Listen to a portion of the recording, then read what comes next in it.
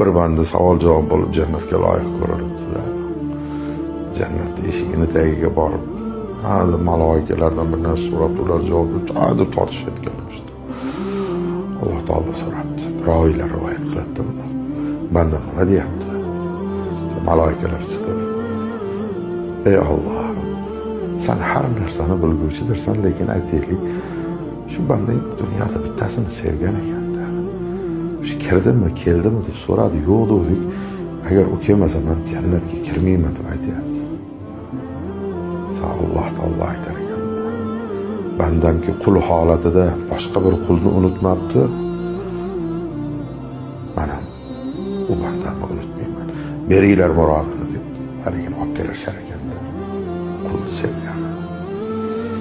Ya'ni baxt nima? Bu oddiy formulasi. Shunday sevingki,